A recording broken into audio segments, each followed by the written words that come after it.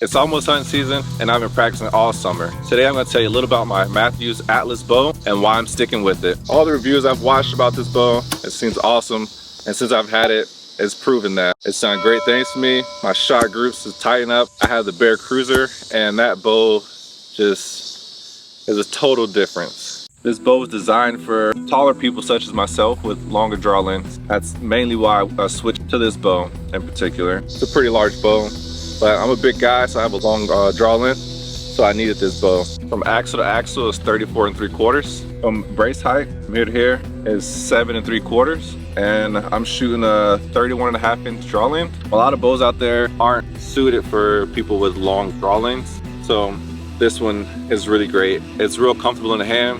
It's real forgiving when shooting. I have a really tight shot group with this. It's a big change from my first bow.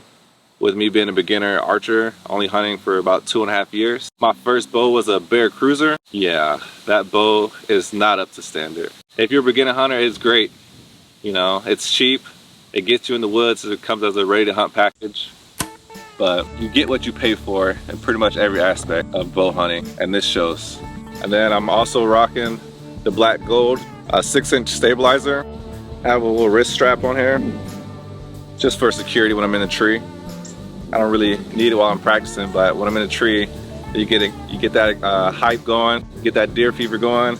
You might get excited and drop the bow, so it's good to have a wrist strap. So the only issues I've had with this bow so far is that the stopper, it comes loose eventually. After a couple shots, maybe almost 100 shots or so, it starts to come loose. Like on any bow, after a while, the parts start to come loose, so you want to go through and tighten them up. Maybe every couple 100 shots, you want to go through and check it out, or at least the beginning of your season, to make sure your bow is not going to fall apart on you while you're sitting in the tree. Because some hunters, they hunt far out and they're really far from a bow shop, so if your bow falls apart on you, you're gonna be screwed out there. So best to go over your whole bow, make sure all the screws and bolts are tightened up. All right, so this is the Mathews QAD integrated rest. It's real comfortable, it's tight to the riser. I haven't had any issues with it. I wouldn't draw this bow right now because where I'm at, it wouldn't be safe to draw it. And yeah, I don't want to have any misfires and shoot the neighbor's house or dog or whatever runs by. I'd hate for that to happen. If someone shot my dog, I'd cry. A lot of people don't tell you this in their videos, but you should number your arrows to keep track of how many you shoot, which ones you're shooting, and how often you shoot them. You can either, you know, make a log in your phone, or take a notebook with you and be like, okay, these 4 arrows shoot the best.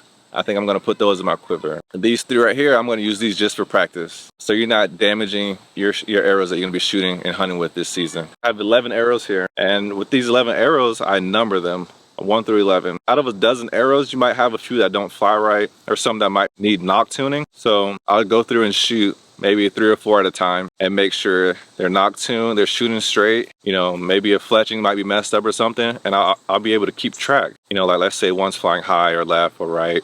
I'll be able to see like, okay, number 3 is my mess up arrow. I gotta adjust that one. I can use it either for just practice, just to get a repetition in. This case right here I got from Cabela's shortly after I bought the bow. It was kind of hard to find a case for this long axle to axle, but this case fits perfectly.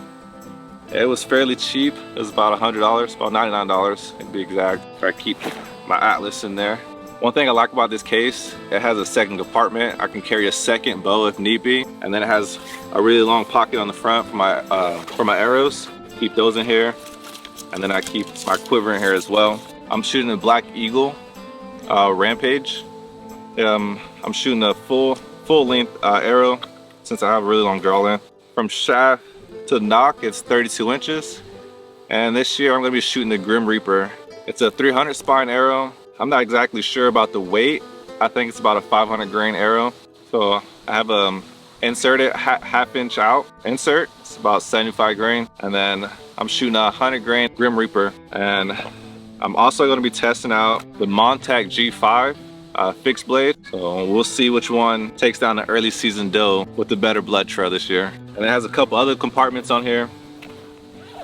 And this one, I keep my glasses. Over here I have my rangefinder.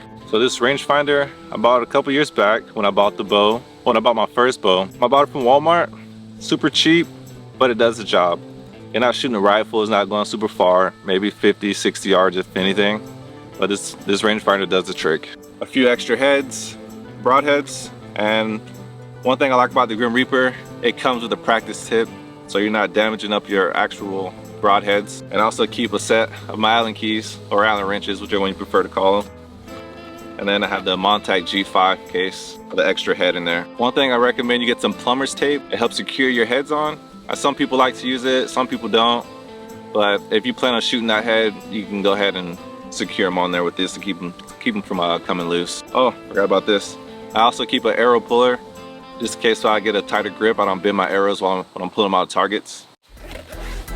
That's about it for this case. Don't forget to hit that like and subscribe button, comment below, and tell me what you plan to put on your grill this season.